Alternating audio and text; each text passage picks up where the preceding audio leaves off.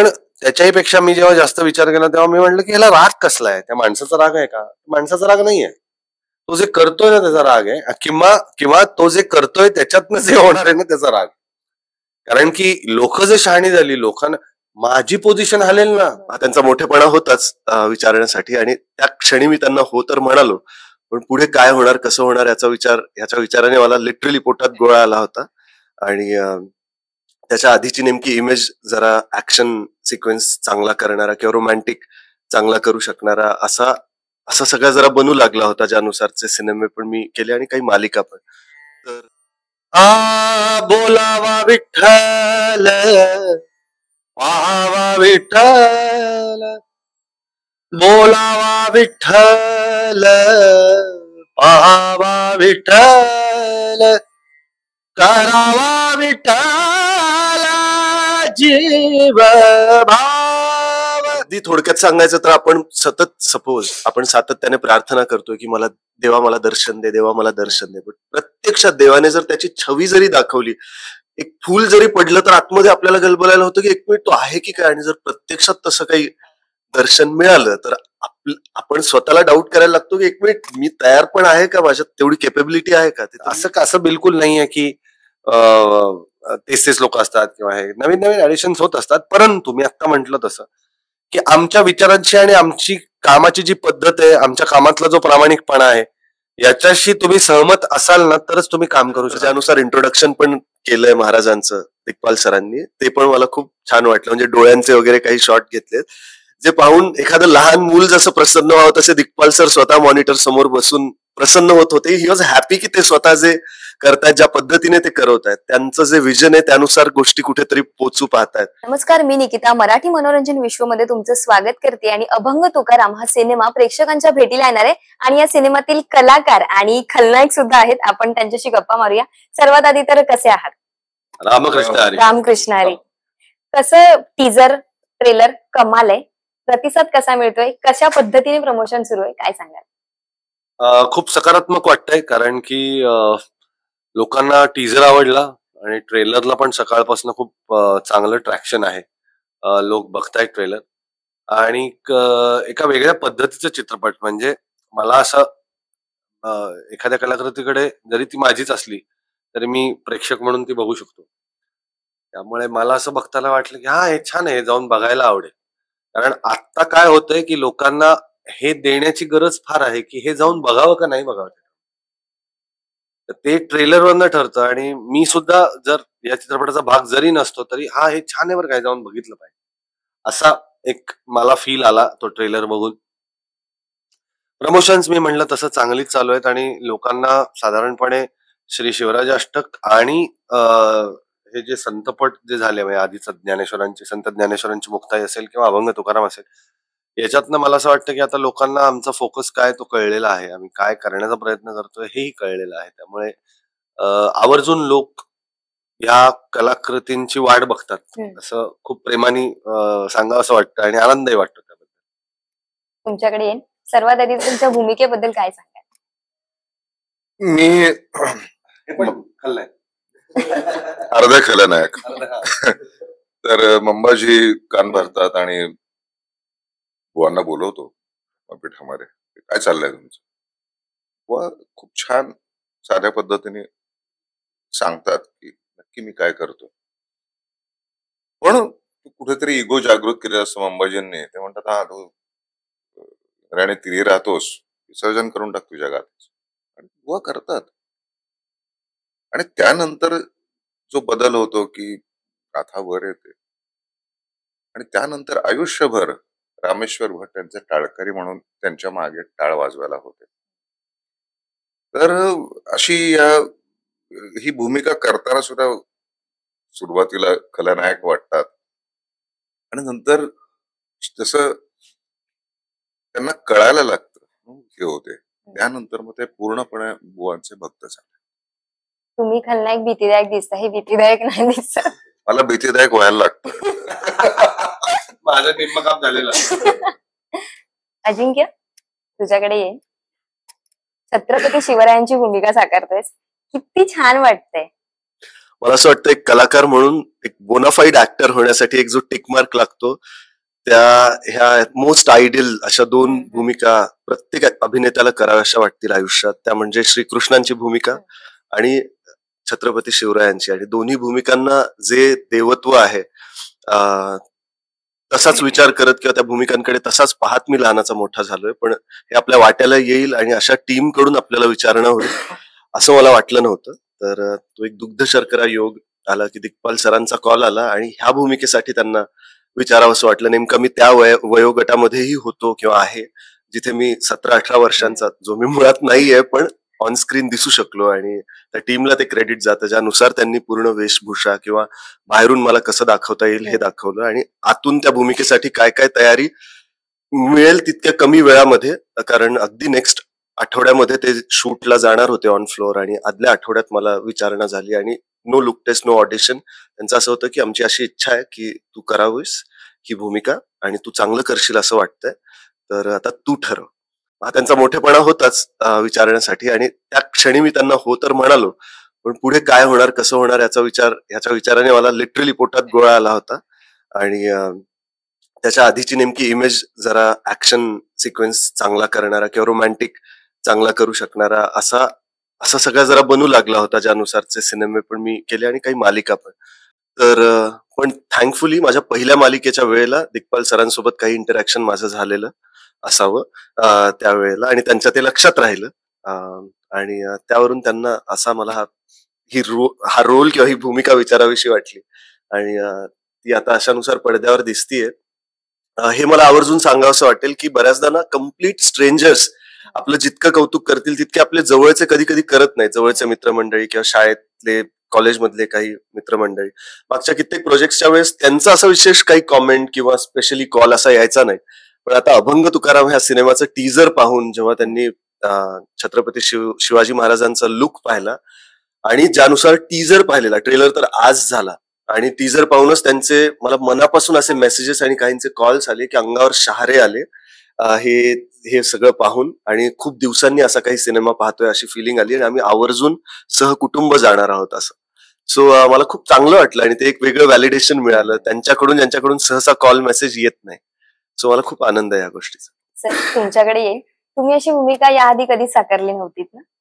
नाही. मग काय सांगाल त्याच्याबद्दल? मंबाजी हे पात्र खरं तर आपण लहानपणापासून ऐकत आलेलो आहोत. फक्त याचं जे डिझायनिंग होतं हे पूर्णपणे दिग्पालनी केलं होतं, लुक म्हणतो मी.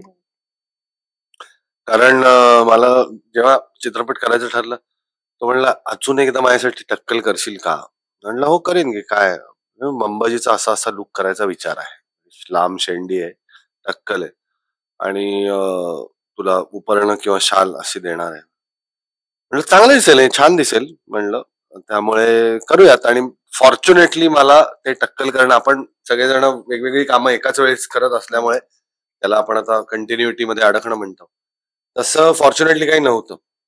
सो मी ते करू शकलो. मी त्याला हो म्हंटल की मी या लुक डिझाईन प्रमाणे करीन माझ्यात जे काय बदल करायचे. आणि दॅट वॉज इट. लिहिलेली स्क्रिप्ट जी होती ती मला, म्हणजे वेळोवेळी आम्ही एकत्र असतो तेव्हा त्यांनी मला वाचून दाखवले होते, आता असं चाललंय, आता तसं चाललंय. पुन्हा एकदा त्याच्या डोक्यात काय आलं, त्यांनी अख्खी पट्टकथा फिरवली.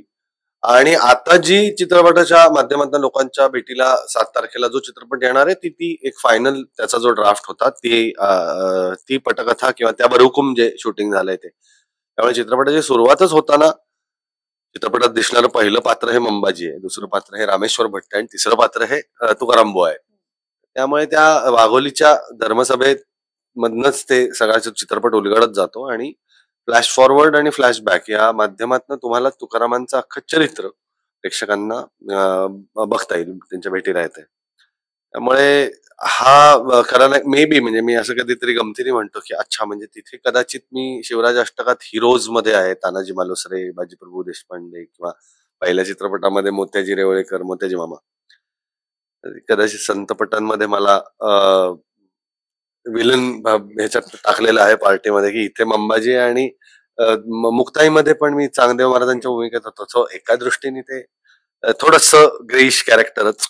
नंतर अर्थात जे चांगदेव महाराजांचं झालं की नंतर ते शिष्य झाले मुक्ताईंचे, तसं मंबाजीचं काही झालं नाही. याचे हे इथे रामेश्वर भट्ट रामेश्वर भट्टांचं नंतर त्यांना कळतं की आपल्या हातनं चूक झालेली आहे आणि ते प्रायश्चित्त त्यांना घेण्यासाठी किंवा आम्हाला काय प्रायश्चित्त करू हे सांगण्यासाठी जेव्हा ते तुकाराम बुवांच्या समोर उभे राहतात तेव्हा त्यांचे फक्त अंगावर हात फिरवतात तुकाराम बुवा आणि तिथेच त्यांच्या अंगाचा सगळा दाह जातो. मला असं वाटतं की तो खूप चांगला प्रसंग आहे आणि त्यानंतर पूर्णपणे बदललेत रामेश्वर भट्ट. पण मंबाजी नाही, मंबाजी म्हणजे आमचं जे काही रिसर्च मध्ये तर ते पुढचे बरेच वर्ष तो त्यांचे खटाटोप चालू होता की हे कसं अजून पसरू नाही द्यायचं वगैरे. मला असं वाटतं की मंबाजी ही एक प्रवृत्ती, म्हणजे ह्याच्यातले कुठलेच व्हिलन्स हे तथाकथित व्हिलन नाही, हे त्या तत्कालीन समाजाचं एक प्रतिनिधित्व करणारे एक पात्र आहे. की काही लोकांची ती प्रवृत्तीच असते की कोणीतरी काहीतरी चांगलं सांगतंय, कोणीतरी काहीतरी चांगलं पसरवतंय किंवा कोणीतरी लोकांना ज्ञानी बनवतंय, तर त्याच्यामध्ये एक मोडता घालणे आणि ते कशासाठी आहे हा विचार जास्त महत्वाचा होता हे पात्र साकारताना. कारण की मंबाजी आउट अँड आउट त्या समाज व्यवस्थेतला एक असल्यामुळे चिडचिड करणं आणि खोडा घालणं हे त्याचं मेन उद्देश बुवांच्या कामात.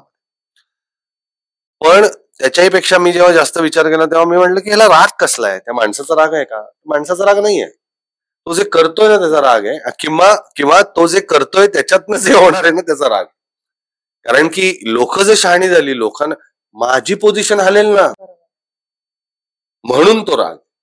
त्यामुळे मी म्हटलं की हे लौकिक अर्थाने असे विलन्स नाहीये, ही त्या काळातल्या समाजातल्या एका विशिष्ट प्रवृत्तीची जी लोक होती त्याचं प्रतिनिधित्व करणारा एक मंबाजी. की नाही, काही लोकांना नाही आवडत चांगलं, त्यामुळे त्याला सारखं वाईटच बोलायचं किंवा आता जसं समीर म्हटलं तसं की कान भरायचे, हो तू क्या असं करतो तसं करतो, हे सगळं हे त्याच्या इनसिक्युरिटी मधून आलेली गोष्ट आहे. आत्ताचा शब्द वापरतो insecurity. So is basically an insecured soul. की हे सगळं जर झालं तर मला कोण विचारणार, मग माझं महत्व कसं राहणार समाजात. तर या दृष्टीने एक ते पात्र नियोजलं होतं मंबाजींचं. तुमच्याकडे येईल म्हणजे खरं तर हा प्रश्न तिघांसाठीच आहे. ऐतिहासिक, आध्यात्मिक किंवा संतपट असे जे काही चित्रपटांचे जे विषय असतात ना ते फार सेन्सिटिव्ह असतात. तर आपण जे पात्र साकारतोय ते लोकांपर्यंत योग्यरित्या पोहोचतंय की नाही, कुठे लोकांचं मन दुखावत तर नाहीये ना, या सगळ्या गोष्टीही सांभाळाव्या लागतात. तर यासाठी म्हणजे ही गोष्ट करताना किती चॅलेंजेस आले तुम्हाला, त्याच्याबद्दल काय सांगा? बेसिकली लिहितानाच याची अधिकतर काळजी, कारण एक त्याचा स्वतःचा अभ्यास इतका आहे, वाचन इतकं तगडं आहे त्याचं की तो लिहिताना ते रेफरन्सेस असतात. बाबा मला वाटलं म्हणून लिहिता असं नाहीये, ते सगळे रेफरन्सेस घेऊन सगळे रेफरन्स म्हणजे ओरिजिनल स्क्रिप्ट बघितली तर एवढी जाड असते, एक्झॅगरेट नाही करत, त्यातनं एवढी स्क्रिप्ट होते, बाकीचे रेफरन्सेस असतात. त्यामुळे दुखावण्यासारख्या नाही, घडलेल्या गोष्टी आहेत, त्याचे रेफरन्सेस आहेत आणि ते कधी कधी वाईट आहेत, खूप वेळा खूप चांगल्या आहेत. या सगळ्या गोष्टींचा एक बॅलन्स करून ते लिहिलं जातं, पण प्रत्येकाचा रेफरन्स आहे आणि असतो. मला असं वाटतं की ह्या सगळ्याच गोष्टींचा दिग्पालला पहिल्या चित्रपटांपासून खूप चांगला अंदाज आहे. म्हणजे मला विचारशील तर आता भारतातलं सगळ्यात कॉन्ट्रोवर्शियल नाव घ्यायचं झालं तर छत्रपती शिवाजी महाराज हे आहे. तुम्ही काहीही करा, काहीतरी कुठेतरी त्याचा बॅकलॅश येतो, लोकांना कशाचा तरी प्रॉब्लेम येऊ शकतो, पण दिग्पाल एकमेव असा माणूस आहे ज्यांनी, मला नाही वाटत जगाच्या पाठीवर असं कोणी असेल की शिवाजी महाराजांवरती 5 चित्रपट, 6वा चालू आहे, त्यामुळे 5 चित्रपट विदाऊट कॉन्ट्रोवर्सी सुपरहिट, हे कॉम्बिनेशन मला नाही वाटत कोणाकडे. पण मला असं वाटतं की याचा दिग्पालला खूप आधीपासून अंदाज आहे की, आणि तो अत्यंत योग्य पण आहे. ते काय म्हणूयात त्याला की ती काळजी घेणं ही गरजेचंही आहे, कारण ही आभाळापेक्षा मोठी चरित्र आहेत. ज्ञानेश्वर माऊली काय, तुकोबा राय काय, छत्रपती शिवाजी महाराज काय, यांच्याबद्दल तुम्ही सेन्सिटिव्ह असलंच पाहिजे. कशी चूक होते हे त्याच्या डोक्यात फिट आहे. त्यामुळे तो लिहितानाच त्याचे संदर्भ काढून आपल्याला ते कसं, त्याचं मला प्रेक्षक म्हणून असं वाटतं की तो गोष्ट तीच सांगतो. तुला तुकाराम बुवांची गोष्ट माहिती नाहीये का? माहितीये ना, लहानपणापासून ऐकलं तर असेल की गाथा त्यांना विसर्जित कराव्या लागल्या, नंतर त्या गाथा तरल्या, मग त्यांचं जे काय वैकुंठ गमन असेल, हे सगळं तू ऐकलं होतंस ना. तरी तू सिनेमा बघायला का जातेस? तुला पावनखिंडीची गोष्ट नव्हती माहिती? तुला सुभेदारची गोष्ट नव्हती माहिती कसा घेतला तानाजीरावांनी सिंहगड? म्हणजे काय की फर्जंद सोडलंय. फर्जंदाची गोष्ट फार कमी जणांना माहिती होती की कोंडाजी फर्जंदनी 60 लोकांबरोबर पन्हाळा घेतला. पण त्याच्या व्यतिरिक्त लाल महालावरती कसा छापा टाकला हे तुला गोष्ट म्हणून माहितीये का नाही? 3 बोटं तोडली हे लहानपणापासून ऐकलंस ना तू? का बघितला मग पिक्चर? त्याला ती स्टोरी टेलिंगची गंमत माहिती की मी तुम्हाला माहिती पण आता मी कशी सांगतोय ते बघा. तसंच याही चित्रपट आहे तेव्हा की रेफरन्सेस आहेत माझ्याकडे. त्या रेफरन्सेसच्या प्रमाणे मला तो कसा इंटरेस्टिंग, मी काय म्हणतो की direction is always an art of story telling. तर ते गोष्ट तुम्हाला माहिती आहे पण ती गोष्ट तुम्ही सांगता कशी याच्यावरती खूप साऱ्या गोष्टी अवलंबून असतात. आणि मी कायम म्हणतो की जो चित्रपट पेपरवरती ताकदीने लिहिला गेलेला असेल त्या पिक्चरचं काहीतरी होऊ शकतं. जर लिखाणच विश्वासित असेल तर तुम्ही बच्चन साहेबांना घ्या, नाही काय होऊ शकत. ते तरी काय करणार? ते नट, ते शेवटी लाईन्स तर त्यांना कोणीतरी दिल्याच पाहिजेत. सो या सगळ्या गोष्टींचा विचार दिग्पाल हा पहिल्या चित्रपटापासून करतो आहे हे मला माहिती आहे. फर्जंदी लिहिला तेव्हा जरी तो त्याचा डेब्यू पिक्चर असला दिग्दर्शक म्हणून तरीही त्यांनी त्यातही सगळी काळजी घेतली होती. त्यातही त्यांनी प्रबोधनाचे काही डायलॉग्स कोंडाजींच्या तोंडी दिले होते. त्यातही त्यांनी आपली परंपरा, आपल्या मातीतल्या गोष्टी, आपली लावणी, त्यातही लावणी इफ यू रिकलेक्ट जी मृण्मयी देशपांडेवरती चित्रित झालेली लावणी आहे त्या चित्रपटामध्ये ती त्यांनी भालजी पेंढारकरांच्या स्टाईलनीच केली आहे. तिचं कुठेही पदर सुद्धा हालत नाही खांद्यावर. म्हणजे लावणी डिग्निफाईड होती हे त्याला माहिती आहे. आयटम नंबर नाही करायला गेलो, कळलं? सो ह्या सगळ्या गोष्टी या आपल्या परंपरेतल्या आहेत आणि त्या परंपरेचं पावित्र्य राखून तो स्क्रिप्ट लिहितो म्हणून ते लोकांना भिडतं. आणि शेवटी असंच सांगेन की दिग्पालनी तयार केलेले कुठलेही चित्रपट असेच असतात की जे तुम्ही अख्खी ओळ बुक करा, अख्ख्या कुटुंबाला घेऊन जा, लहान थोर बहीण भाऊ काका काकू मामा मामी मावशी सगळेजण मिळून चित्रपट बघू शकतील असं कधीही कुठल्याही थोरल्या व्यक्तीला घरातल्या वाटणार नाही. कशाला या तरुण मुलीला किंवा छोट्या मुलांना घेऊन गेलो, काय दाखवतात पडद्यावर. हा आमचा सगळ्यात मोठा प्लस पॉइंट आहे असं मला वाटतं. निखिल राऊत मगाशी म्हणत होता अरे तो राजस सुकुमार जे गाणं आहे अभंग आहे या चित्रपटातलं त्याच्यावरती त्याचा 1.5 वर्षाचा मुलगा असा कमरेवरती हात ठेवून नाचत होता. हा इम्पॅक्ट आहे आपल्या म्युझिकचा परंपरेतल्या. त्यामुळे आपण काहीतरी नवीन करायचं असलं तर नवीन करू शकतो, फक्त परंपरेची कास नाही सोडता. परंपरेवरती पाऊल ठेवूनच पुढचं पाऊल टाकायला. जेव्हा तुला पहिल्यांदा समजलं की म्हणजे तुला फोन आला किंवा जेव्हा तुला समजलं की मला छत्रपती शिवरायांची भूमिका साकारायची तेव्हा तुझी पहिली प्रतिक्रिया काय होती? तुझ्या घरच्यांची रिॲक्शन काय होती? आणि तुला स्वतःला किती छान वाटलेलं की दडपण आलेलं? घरच्यांचं तर म्हणजे लिटरली स्टेटमेंट असं होतं की आपल्या आतापर्यंतच्या सगळ्या पिढ्या धन्य झाल्या, असा रोल आणि अशी भूमिका तुझ्या वाट्याला येते. आणि स्वतःहून त्यांच्याकडून विचारणं होते ज्यांनी वेळोवेळी सिद्ध केलंय वेगवेगळ्या सिनेमांमधून. माझ्या घरचे, मी स्वतः पण त्यांच्या सिनेमांचा फॅन राहिलोय खूप मोठा. इनफॅक्ट माझे मामा पण, is a sales tax inspector, but कित्येकदा आम्ही चर्चा महाराजांबद्दल किंवा या सिनेमांबद्दल केली आहे. तर त्यांच्याकडून विचारणा झाली म्हणून ही किती मोठी गोष्ट आहे आणि त्याचं गांभीर्य मला त्या पहिल्या फोन कॉलमध्येच कळलं. सो अगदी थोडक्यात सांगायचं तर आपण सातत्याने प्रार्थना करतोय की देवा मला दर्शन दे, देवा मला दर्शन दे. पण प्रत्यक्षात देवाने जर त्याची छवी जरी दाखवली, एक फूल जरी पडलं तर आतमध्ये आपल्याला गलबलायला होतं की एक मिनिट तो आहे की काय. आणि जर प्रत्यक्षात तसं काही दर्शन मिळालं तर आपण स्वतःला डाऊट करायला लागतो की एक मिनिट मी तयार पण आहे का, माझ्यात तेवढी केपेबिलिटी आहे का. ते तर मी स्वप्न पाहिलं पण कदाचित ते इतक्या निरागसपणे पाहिलं असेल किंवा कधीतरी बोलून गेलो असू आपण नकळत स्वतःशी किंवा कोणासमोर की ते आता सत्यात उतरतंय आणि आता आपण थरथरायला लागतो की अरे आपल्याला झेपणार आहे का. पण मी इतका मॅच्युअर नक्कीच आहे की हे एकट्या व्यक्तीचं करण्याचं किंवा एकट्या कुठल्या कलाकाराचं करण्याचं काम नाहीये.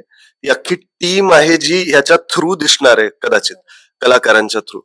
तर मग पाठीशी इतकी खंबीर टीम जर असेल तर मग काही घाबरण्याचं कारण नाही असं मी स्वतःला एक प्रकारे सांत्वना दिली. आणि मला दिग्पाल सरांनी तेच सांगितलं की मी सांगतोय तेवढ्या गोष्टी फक्त तू कर, आपल्याकडे 3 दिवस आहेत 4 दिवस आहेत, but you will do it. आम्हाला असं वाटतंय की तू करावंस. आणि 17-18 वर्षांचे किंवा पौगंडावस्थेतले महाराज बऱ्याच वेळेला आपल्याला स्क्रीनवर पाहायला नाही मिळालेले, किंवा मी तरी पाहिले नव्हते. जेव्हा मी रेफरन्स म्हणून कोणाला बघूया का असा विचार जेव्हा केला, पण म्हटलं आता डोळे झाकून दिग्पाल सरांवर विश्वास आहेच, आणि त्यांचा कॉल यावा याची मी आतुरतेने वाट बघतही होतो मागचे काही वर्ष वेगवेगळी कामं करताना. आणि तो कॉल आला, आणि होपफुली याच्या पुढे परत परत सातत्याने येईल याचाही माझा असा विचार आहे. आणि आता जेव्हा ऑडियन्सचा रिप्लाय येतोय, डोळे बघून, ते भाव बघून, ते जेव्हा पोचतंय, किंवा ऍटलीस्ट टीजर ट्रेलर पाहून त्यांना आवडेल असं कळतंय, किंवा माझे निर्माते सहकलाकार यांच्याकडून पण जेव्हा एक पोचपावती मिळते की चांगलं झालंय असं, तर मग तेव्हा असं वाटतं की वाव, आता आतुरता आहे 7 तारखेला प्रेक्षकांकडून प्रतिसाद चांगला यावा. तो येईलच याची खात्री आहे, कारण ज्यानुसार टीजर ट्रेलरला रिप्लाय मिळतो. किती नव्याने गोष्टी शिकलायस तू ही भूमिका आल्यापासून? तुझ्यात काही वेगळेपण किंवा बदल असा काही जाणवतोय का? महाराजांचं वय, जसं की मी म्हणालो, मला ही खूप काय म्हणतात, मी खूप उत्सुक होतो समजून घ्यायला की त्या भेटीच्या आधीपर्यंत त्यांनी काय काय, त्यांची कारकीर्द काय काय आहे. तर त्यांनी नुकतेच काही गड किल्ले जिंकलेले होते, तोरणा गड, किंवा सुरुवातीचे हे काही गड जिंकताना तर त्यांनी लढाई पण केली नव्हती. सो महाराजांच्या सगळ्या पूर्ण प्रवासामध्ये, ज्याबद्दल आपण जेव्हा पण वाचू किंवा कोणाकडून जाणून घेऊ किंवा काही सिनेमे पाहू, त्यात हे कळतं की प्रत्येक वेळी त्यांची शक्ती दाखवण्यामध्ये ते कधी गेलेच नाही. योग्य वेळी कुठे काही पावलं मागे यायचंय, काही पावलं थांबून आपली शक्ती वाढवायची, असंही त्यांनी बऱ्याच वेळेला केलं. म्हणजे जेव्हा मुघल असतील किंवा इतर कुठली फौज असेल, त्यांच्या विरोधात त्यांनी काही केल्यावर, त्यांचे वडील असो किंवा इतर काही प्रॉब्लेममुळे आता इथे थांबायचं आहे आणि आता आपली शक्ती वाढवायची, आता आपली एक संख्या वाढवायची, हा विचार पण त्यांनी इतक्या विचारपूर्वक केला. त्यांचं मातृप्रेम मला खूप भावलं की आई जिजाऊ होत्या आणि मा भवानी होत्या, आणि त्यांच्यावर त्यांची अशी श्रद्धा की त्यांनी सांगितलंय तर ते करून यायचंय.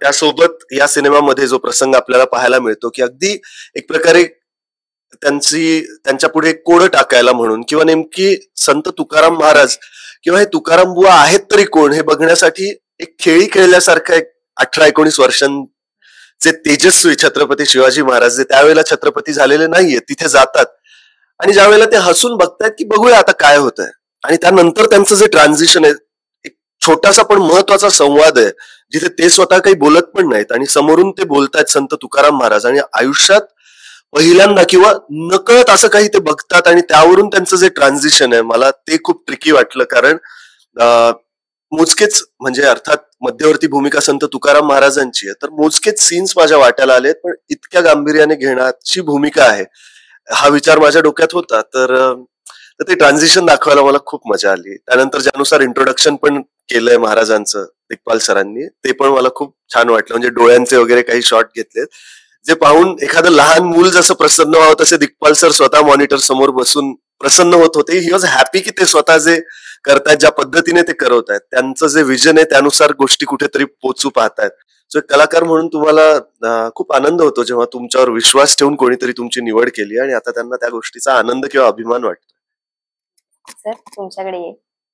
दिग्पाल सर दिग्दर्शक आहेत, लेखक आहेत. सो त्यांची अशी कोणती गोष्ट जी खूप भावते किंवा खूप छान वाटते की त्यांची ही गोष्ट खूपच चांगली आहे, त्यांच्याबद्दल काय सांग? कारण त्यांनी आजवर खूप कमालीचे चित्रपट दिले.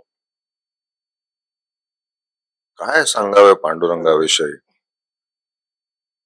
हा, मी या आमच्या कंपूमधला वन ऑफ द लकी असं म्हणेन, असा नट आहे की पहिल्या चित्रपटापासून आतापर्यंत मी त्या प्रवासामध्ये आहे.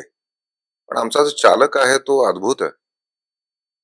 ते स्वतः 16 तास काम करेल, झोपणार पण नाही, पण त्याला माहिती आहे की माझा नट याला 7-8 तासाच्या पुढे त्याला काम नाही. त्याचं मी करेन 16 तास काम, पण नाही तुम्ही जाऊन आराम करा जरा आता. सकाळपासून किंवा कित्येक नट आम्ही कुठून प्रवास करून येतो. तर एक माणूस म्हणून ती जाण आहे, फार महत्वाचं आहे. लिखाणाबद्दल मी काय बोलणार आहे, आपण सगळे बघतोच. वाचनाबद्दल काय म्हणणार आहे, त्याच्या वाणीतनं कळतच की किती वाचलेलं आहे. तर माझं कुठेतरी काहीतरी पुण्य असेल की मला दिग्पाल सारखा एक अप्रतिम फिल्म मेकर भेटला. कधी कधी असं होतं ना, एखादी गोष्ट खूप मिळाली की दुसरी कमी होते असं वाटतं. पण ज्या लेवलला तो क्रिएटिव्ह आहे त्या लेवललाच तो एक उत्तम मनुष्य पण आहे, एक चांगला माणूस आहे, चांगला सखा, चांगला मित्र आहे. शब्द नाही आहेत त्यासाठी. तुम्ही काय सांगा? माझं काय दिग्पाल बरोबरचं असोसिएशन इतक्या वर्षांचं आहे, त्यामुळे मला असं वाटतं की आत्ता दिग्पाल बरोबर काम करत असणारे म्हणजे अजिंक्यपर्यंत मी सगळे पकडतोय लोक, जे त्याच्या विचारांशी सहमती दर्शवणारे होते, सहमत होते, त्या विचारांची कदर करणारे, आदर करणारे होते, ते अजून त्याच्याबरोबर आहेत. कारण की एखाद्या माणसाची आपल्याला वाटचाल त्याच्या पहिल्या चित्रपटापासून कळायला लागते, दुसऱ्या चित्रपटात ती अंडरलाईन होते, तिसऱ्या चित्रपटापासून ती ठळकपणे आपल्याला दिसते की अच्छा हा या दिशेला चाललाय. जे जे लोक सोडून गेले असतील किंवा जे अनफॉर्च्युनेटली याच्याबरोबर काम करू शकले नसतील काही कारणांनंतर, मला असं वाटतं की हा लॉस दिग्पालचा नाही, हा त्यांचा आहे.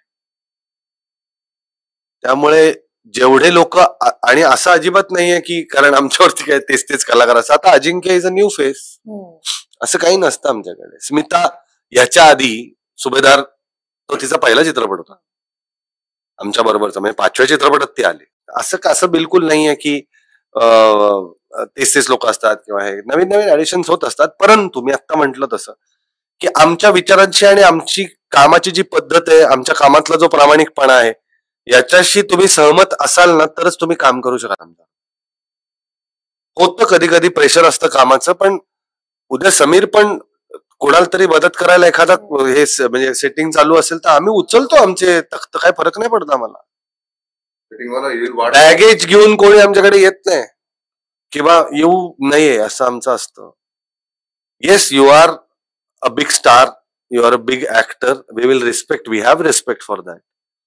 पण ते तुम्ही असं वेगळ्या मार्गाने दाखवू नका, कारण आम्ही सगळेजण सगळी कामं करतो सेटवरती, काहीही प्रॉब्लेम नसतो आम्हाला, कारण आमचा उद्देश का करतोय हे सगळं हा क्लिअर आहे. म्हणजे अदरवाईज काही चित्रपट असतातच ना तिचे फक्त ग्लॅमर दाखवण्यासाठी केलेले असतात, पण नाही ना, आम्हाला नाही करायचे तसे. आणि मला असं वाटतं तसे सगळे लोक एकत्र आल्यामुळे तुम्हाला चित्रपटांमधलं जे आउटपुट सातत्याने दिसतं आहे त्याचं कारण ते आहे अशी. आणि ती सगळी चेन आहे की एक जरी कडी लूज किंवा त्याचं हे उघडलं असेल ना तर ती पडणार, ती तुटणार चेन. असं आहे तिथे एकमेकांना हात धरूनच. म्हणजे आम्हाला, Sameer is senior actor to me, but he also tells me, आणि even I dare to tell him, Sameer असं घे ना जरा, सोपं होईल किंवा छान होईल, अजून चांगलं वाटत. आणि काही नाही वाटत त्याला, ते चांगल्या नोटवरती घेतलं जातं, चांगल्या भावनेने घेतलं जातं की हा का सांगतोय, तर ते काहीच नसतं. त्यामुळे मला असं वाटतं की हे सगळं दिग्पालचं आहे की टीम धरून ठेवणं, आणि ती टीम धरून ठेवताना जशी त्याची जबाबदारी आहे तशी आमची पण जबाबदारी आहे त्याला धरून ठेवणं.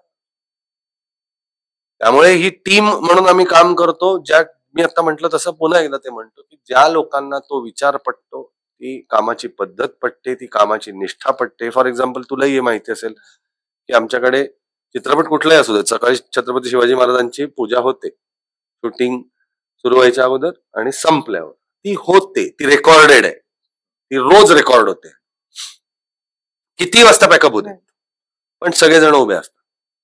ही जर तुमच्याकडे निष्ठाच नसेल, प्रामाणिकपणाच नसेल ना, तर तुमच्या हातनं कामच घडणार नाही. तुमचं कामही तितकंच विश्विषित आणि विरून जाणार असेल, चिरकाळ टिकणारं काम नसेल. हा मुद्दा. मी काही दिग्पाल सरांबद्दल बोलणं म्हणजे लहान तोंडी मोठा घास आहे, पण खरोखर कारण मी आत्ताच एंटर झालोय, पण खूप धाडस लागतं. म्हणजे साधा इंटरव्ह्यू द्यायचा झाला संत महात्म्यांबद्दल किंवा छत्रपती शिवाजी महाराजांबद्दल, तर आपण स्वतःला इतक्या प्रकारे क्वेश्चन करायला लागतो. म्हणजे आता मी जवळजवळ 2 तास ट्रॅव्हल करून आलोय, त्यामध्ये मी विचार करत होतो की अरे काय काय काय काय आपल्याला खरोखर माहिती आहे, आणि असं वाटतं की आपलं ज्ञान किती तोटकं आहे. सो याच्यात एक सिनेमा बनवणं, चला एक सिनेमा कोणाच्या तरी मार्गदर्शनाखाली एखादे दिग्दर्शक बनवतील, पण कम्प्लीट त्याची जबाबदारी घेऊन बॅक टू बॅक ते बनवणं, महाराष्ट्रात जिथे देव मानतात छत्रपती शिवाजी महाराजांना आणि त्यांची कारकीर्द आहेच तशी, तर ते बॅक टू टू बॅक करणं आणि आता संत महात्म्यांबद्दल पण ह्या गोष्टी हे सिनेमे पुढे आणणं आणि इतक्या छान प्रकारे प्रत्येक व्यक्ती तुमच्याकडून कन्व्हिन्स्ड असेल अशा पद्धतीने त्या व्यक्तीपर्यंत पोहोचणं, कधी आरडाओरड नाही, शिवीगाळ तर दूर, आणि त्यांची भाषा पद्धत शिकवण्याची, समजावून सांगण्याची, नव्याने आपल्यासोबत जोडल्या गेलेल्या व्यक्तीला पण तितक्याच आत्मीयतेने तितका वेळ घेऊन, ज्याचे 3 सीन असतील, 4 सीन असतील, एक एक गोष्टीवर एका शब्दावर अभ्यास करायला लावणं. सो मला हे सगळं खूप आवडलं, कारण मी ह्या क्राफ्टला, स्वतःच्या कामाला मी खूप सिरियसली घेतो. मी कधीच असा दिसणार नाही पहिल्या दिवसापासून सेटवर की माझी स्क्रिप्ट कुठेतरी पडलीये, मी कुठेतरी आहे, मला वाक्यच पाठ नाहीत, किंवा वेळेवर मी गोष्टी माझ्यामुळे कधी अडतील. आजवर तरी असं कधी झालं नाही आणि देव करो पुढे कधी होणारही नाही. तर तेच सगळं मला अजून काही पटीने जास्त गांभीर्य मला दिसल्यावर मला असं वाटलं, वाव, सो हे मला हवंय, असं काहीतरी करायचं किंवा अशा काही टीमचा भाग मला बनायला मिळतोय. सो ह्याचं सोनं करूया, आणि तेच मी करण्याचा प्रयत्न केला. आता एक सुप्त इच्छा ही पण सांगतो की मला खूप वर्षांपासून गौतम बुद्धांवर एक सिनेमा करावा अशी अशी खूप इच्छा आहे, आणि तो इंटरनॅशनली जावा असं पण मला खूप वाटतं, कारण इतकं त्यांचंही काम पोचलेलं आहे. पण योग्य हातातून कलाकार सगळ्यांपर्यंत यावा पडद्यावर हा विचार असतो. सो दिग्पाल सरांकडून असं काही जर घडलं, किंवा कृष्णावर किंवा गौतम बुद्धांवर असं जर आला, तर मी I put my heart and soul in it, असा एक सुप्त विचार आहेच. पण सध्या छत्रपती शिवाजी महाराजांची भूमिका घेऊन समोर येतोय, सो त्याचा खूप उत्साह आहे. मी तुला विचारणारच होते की तुला अशी कोणती भूमिका साकारायची आहे जी म्हणजे तुझं स्वप्नपूर्ती होईल, आणि ते तू सांगून टाकलं. तर तुम्हाला मी विचारलं, जर अशी कोणती भूमिका आहे जी तुम्हाला आयुष्यात एकदा तरी करायची आहे, कोणती असेल?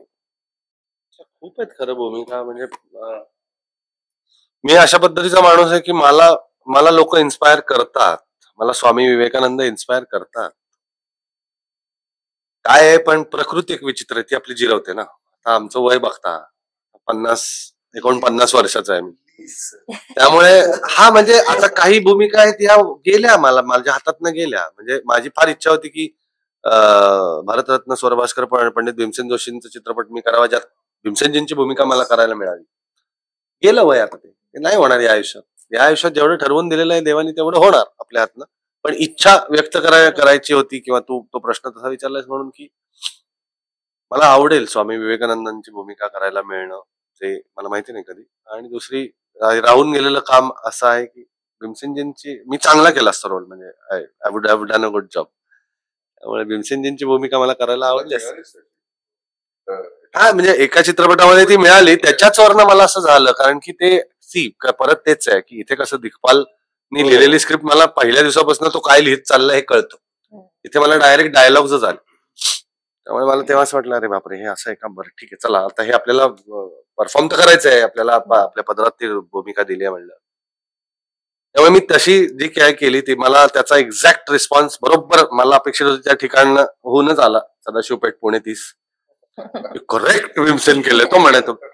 त्याच्यावरनं मला असं वाटलं की फुल लेंथ करायला मिळालं पाहिजे. आणि मी अजिबात हावरट नाही द्यावं की लहानपणापासून मीच करीन, तरुण पण ते AI आणि ग्राफिक्स करून माझं असं नाही. मी एका टप्प्यानंतरची भूमिका मला करायला आवडेल की त्याचा एक माझ्या डोक्यात ग्राफही रेडी होता. पण ठीक आहे, आयुष्यात प्रत्येक इच्छा पूर्ण होत नाही, त्यामुळे काहीतरी आयुष्यात थोडंसं उरणं हे सुद्धा चांगली गोष्ट असते.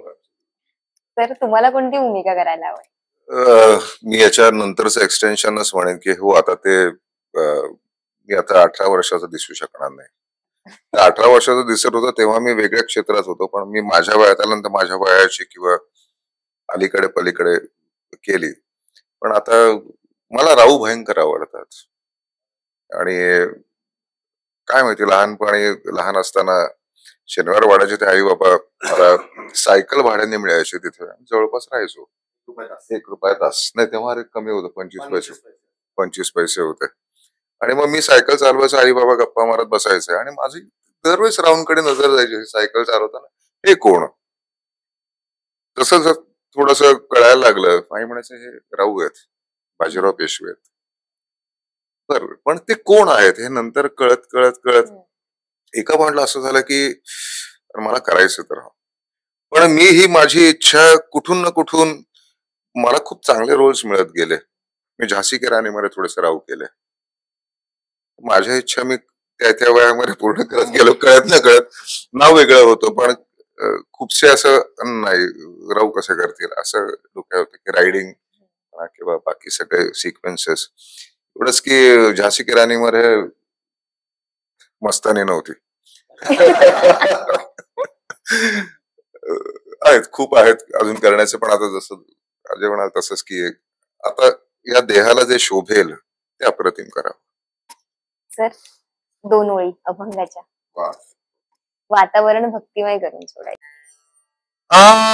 बोलावा विठ्ठल, पाहावा विठ्ठल, बोलावा विठ्ठल, पाहावा विठ्ठल, करावा विठ्ठल जीव भाव, करावा विठ्ठल जीव भाव, येणे सोसे मन झाले हाव भरी, येणे सोसे मन झाले हाव भरी, परत माघारी घेत नाही, परत माघारी घेत नाही, येणे सोसे मन झाले हाव भरी, येणे सोसे मन झाले हाव भरी, परत माघारी घेत नाही, घेत नाही, घेत नाही. आपसुकच डोळ्यात कसं पाणी येतं ना, ते अजिंक्यच्या डोळ्यात पाणी आहे. काय सांगशील रे तू? म्हणजे कलाकाराची, एका चांगल्या कलाकारांच्या सान्निध्यात फक्त असल्याने जे प्रसन्न वाटतं ना, आणि आपलाही परफॉर्मन्स किंवा आपला भाव एक एक प्रकारे क्लेन्झिंग होते त्याची, आणि सगळ्यात शुद्धपणा जाणवतो. So thank you. वगैरे म्हणतात ना, चांगल्या गोष्टी नशिबात असतात. आमचं शूट जेव्हा पॅकअप व्हायचं, आम्ही हॉटेलमध्ये यायचो आणि तेव्हा माऊली आणि अजय असं छान तार लागलेली असायची, आणि प्रेक्षक म्हणून किंवा एक एक वा ऑडियन्स मी असायचो, आणि वा ते 1-2 तास असे सुंदर अप्रतिम. वा. त्यानंतर माऊलींना भोजन करताना बघावे, वा वा वा, त्याच्यासारखा आनंद नाही. त्यांना बघण्यात इतका आनंद असतो की 2-1 तास छान दोघांचं गाऊन झाल्यानंतर वा वा वा वा, गायचं, छान जेवायचं, छान जेवायचं. पण आता काही मंडळींना बघावं जेवताना, त्यातले माऊली आहेत आमचे, असं वाटत की विठ्ठल बसलेत तसे. वा. शेवटाला येते. अभंग तुकाराम हा चित्रपट प्रेक्षकांनी काय का पाहावा आणि त्यातून नेमकं काय शिकावं, काय सांगाल? काय अपील कराल प्रेक्षकांना? 7 नोव्हेंबर 2025 ला अभंग तुकाराम हा आमचा चित्रपट सर्वत्र प्रदर्शित होतोच आहे. तो आपल्या थोर परंपरेचं चित्रण आहे. म्हणजे याच्या आधीचे छत्रपती शिवाजी महाराजांचेही चित्रपट असतील, संत ज्ञानेश्वरांची मुक्ताई हा चित्रपट असेल, अभंग तुकाराम असेल, आमचे सगळे चित्रपट हे आपल्या परंपरेचं प्रतीक आहेत. परंपरेशी आपण सगळेजण निगडीत आहोत. तर आपल्या परंपरेबद्दल आपल्याला प्रेम वाटलं पाहिजे, अभिमान वाटला पाहिजे. आपल्याला त्या परंपरेकडे एका वेगळ्या दृष्टीने पुन्हा एकदा बघता आलं पाहिजे. म्हणजे माझी खात्री वैयक्तिक अशी आहे की जितकं तुम्ही तुमच्या परंपरेला, तुमच्या इतिहासाला तुमच्यामध्ये सामावून घ्याल, तितकं तुम्हाला तुमचं भविष्य खूप चांगल्या पद्धतीने सुधारता येतं सॉरी. आणि त्यासाठी हे चित्रपट खूप महत्वाचे ठरतील. चित्रपट म्हणून नाही, पण कधीतरी एखादी कलाकृती तुम्हाला तुमच्या आयुष्याचं सार सांगून जाते म्हणा, एखादा रस्ता दाखवून जाते. तो जर रस्ता तुम्हाला सापडला तर आम्ही आमच्या कामात यशस्वी झालो असं आम्हाला वाटेल. त्यामुळे आवर्जून अभंग तुकाराम 7 नोव्हेंबर पासून सर्वत्र प्रदर्शित होतोय तुमच्या जवळच्या चित्रपटगृहात. सगळेजण जा आणि रामकृष्ण हरीचा गजर करा.